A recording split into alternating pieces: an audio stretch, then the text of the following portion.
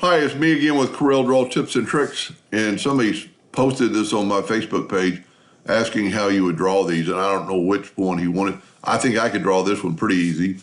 This one would be just mathematically somehow, and then this one would be a little random, and your art ability would kind of stand out. So let's do this, and I've already done one, and it came out pretty good. You could use a little bit more cleanup. But all I did was crop out the picture. So you can see I have a bitmap. And I'm going to go to bitmap and resample. And I'd already done it to 300.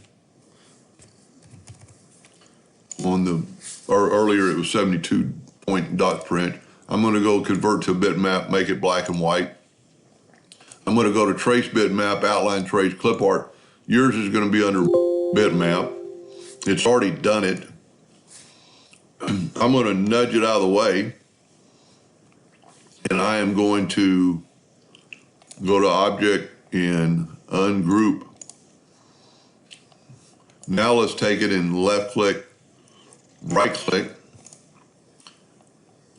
and you see I have individual objects, so I'm going to try to get the border out of the way. And if you'll look here, it left behind the object. That's kind of the key. Instead of breaking the curve apart, now we can take all these, select them all, and you go right here to convert to line, or right-click your mouse and convert to line. And you can see it working. It's almost done, and it's done. What it did, it took out some of those curved parts, and it just depends on your look, because some of them, it didn't do it as good as I had before. But this is, even if you don't have the smoothing tool with the shape tool, you could go through here and delete these nodes and make it more uniform, because we've made it, everything align. It's just got a lot of nodes in the way. But it all depends on your look and what you want.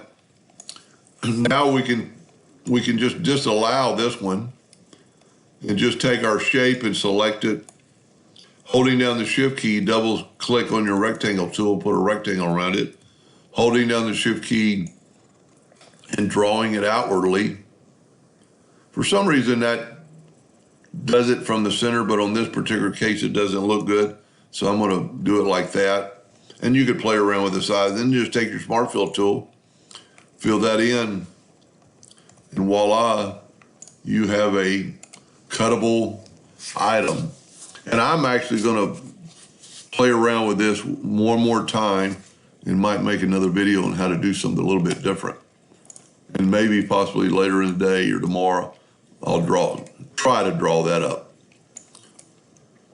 Anyway, I hope that helped a little bit. Thank you for watching.